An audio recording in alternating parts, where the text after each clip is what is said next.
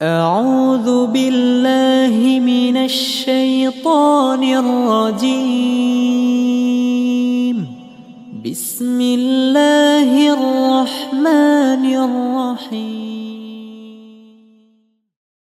அஸ்ஸலாமு அலைக்கும் ரஹ்மத்துல்லாஹி வபரகாத்துஹு.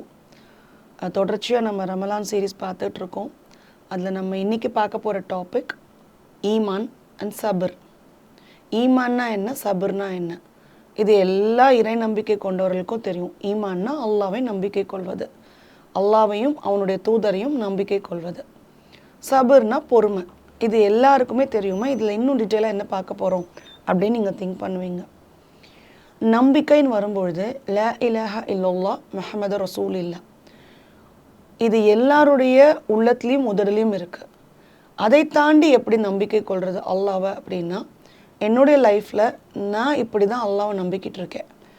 இதில் உங்களுக்கு உடன்பாடு இருந்தால் இன்ஷா அல்லாஹ் இது சரியானதாக இருந்தால் உங்களுக்கும் இதை பற்றின புரிதலை அல்லாஹ் ஏற்படுத்துவோம். ஈமான் அப்படின்னா எல்லா சூழ்நிலைகளிலும் அல்லாவை நம்புவது. எனக்கு ரொம்ப கஷ்டம் வரும்போது மட்டும், அதாவது என்னால் ஒரு காரியத்தை செய்து முடிக்க முடியாதுன்னு தெரியும் பொழுது மட்டும் அல்லாவிடம் உதவி தேடுவது. மற்றபடி டெய்லி பேசிஸ் ஒர்க்கெல்லாம் இதெல்லாம் ரொட்டீனாக நானே பண்ணிவிடுவேன், அதனால எனக்கு இதில் பெரிய காம்ப்ளிகேஷன்ஸ் இல்லை, அதனால நான் ரொம்ப அல்லாவை அந்த நேரத்தில் நினைவு கூற வேண்டிய அவசியம் இல்லைன்னு தான் பரவலாக எல்லாருமே நம்ம வாழ்க்கையை அமைச்சிட்ருக்கோம். முடியாத சூழ்நிலை வரும்போது, ரொம்ப இக்கட்டான ஒரு சூழ்நிலை வரும்பொழுது, இது என்னால் முடியாது அப்படிங்கிற ஒரு விஷயம் வரும்பொழுது மட்டும்தான் அல்லாஹ்விட்ட நெருங்க பார்க்குறோம். பட் நான் எப்படி அப்படின்னா, சின்ன சின்ன விஷயத்துக்கு கூட, ஈவன் ஸ்மால், இது ஒரு பெரிய விஷயமே கிடையாது, இது ஒரு அற்பமான செயல்தானேன்னு நினைக்கக்கூடியதுக்கு கூட நான் அல்லாஹ்விடம் மட்டும்தான் உதவி தேடுவேன். அவனை மட்டும்தான் நம்பிக்கை வைப்பேன். என்னோட நம்பிக்கை எப்படி அப்படின்னா, நிச்சயமாக நான் சொன்ன மாதிரி தான் நிறைய இடங்கள் நான் போகிற பயான்கள்லாம் சொல்கிறேன். அல்லாஹ்வை கண்மூடித்தனமாக கண்ணை கட்டி காட்டில் விட்டாலும் நமக்கு அல்லாஹ் என்னை பாதுகாப்பான் அப்படிங்கிற ஒரு நம்பிக்கை வரணும். யாருமே இந்த உலகத்தில் இல்லை, நான் மட்டும்தான் இங்கே இருக்க போகிறேன் அப்படின்னாலும் அல்லாஹ் என்னை பொறுப்பேற்க போதுமானவன்ற நம்பிக்கை நமக்கு இருக்கணும். இந்த உலகமே சேர்ந்து உங்களை அநீதி இழைத்தாலும் அல்லாஹ் எனக்கு பொறுப்பேற்க போதுமானவன் அப்படின்னு நம்பணும். சின்ன விஷயமோ பெரிய விஷயமோ எந்த விதமான சூழ்நிலையாக இருந்தாலும் அல்லாஹ்வின் மீது நாம் ஈமான் கொள்ள வேண்டும்.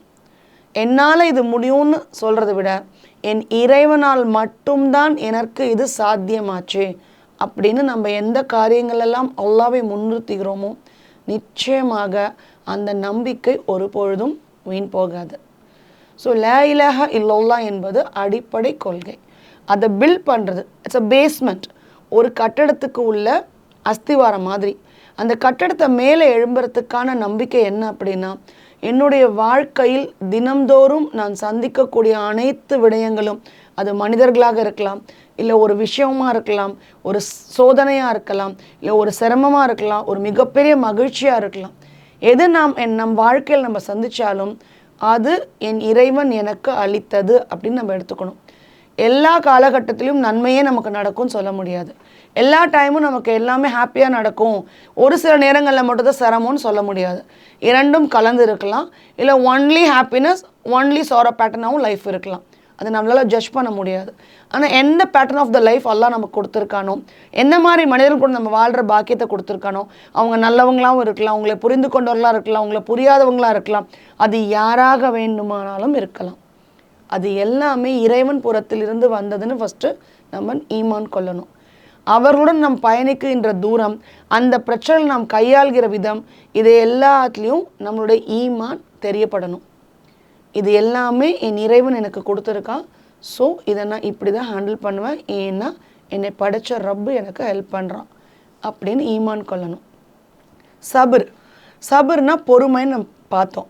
எல்லாருக்குமே தெரியும் சபர்னா பொறுமை. ஒரு பிரச்சனை வரும்போது சபர் செய் அப்படின்னு சொல்லுவாங்க. ஆனால் அந்த பொறுமையோட நேரடி பொருள் என்னென்னா, நான் ரொம்ப வேகமாக நடந்து போகும்பொழுது வாக் ஸ்லோலி, பொறுமையாக மெதுவாக நட அப்படின்னு சொல்லுவாங்க.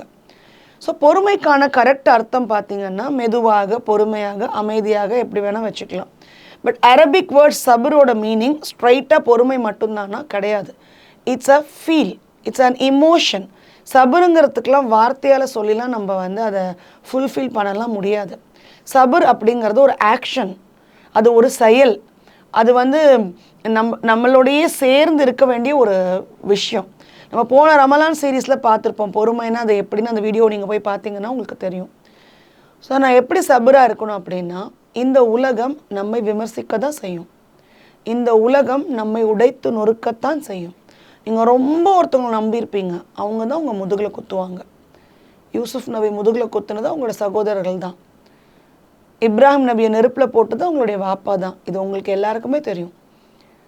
அந்த காலகட்டத்திலும் நாம் அல்லாஹ்வின் மீது ஈமான் கொண்டு அந்த விஷயத்தை என் இறைவன் பார்த்து கொள்வான் அப்படிங்கிற ஸ்ட்ராங்காக பிலீவோடு நிற்கிறதுக்கு பேர் தான் சபர்.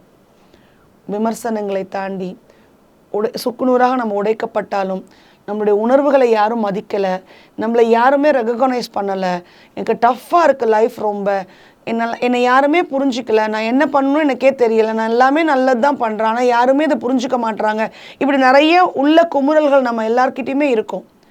அந்த நேரங்கள்லாம் நம்மக்கிட்ட இருக்க வேண்டிய 2 விஷயம் ஈமான், சபர். இந்த ஈமான் சபர் 2ம் இருந்தால் அதை விட அழகிய முறையில் பழிவாங்கிறது எதுவுமே இல்லை. ஏனென்றால் இந்த ஈமானும் சபரும் உள்ளவர்களுடைய காரியத்தை அல்லாஹ் பார்த்து கொள்வான். He will rebuild as.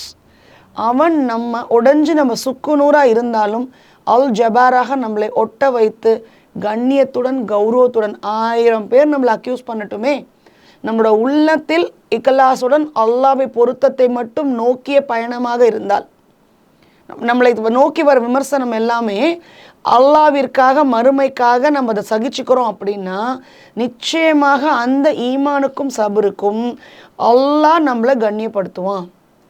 ரொம்ப இக்கட்டான சூழ்நிலைகளில் அல்லாஹ்வை நம்புவது ஈமான். அந்த இக்கட்டான சூழ்நிலையை கடந்து சென்று அல்லாஹ் அவர்களை பார்த்து கொள்வான் என்று அதை புறந்தள்ளிட்டு நம்ம அடுத்த காரியத்தை செய்கிறது தான் சபர். இன்ஷா அல்லாஹ் ஈமானுடன் சபருடன் அல்லாஹ்வின் உதவியை பெற்றவர்களாக உங்களையும் என்னையும் அல்லாஹ் ஆக்கி அருள் புரிவானாக. ஆமீன்.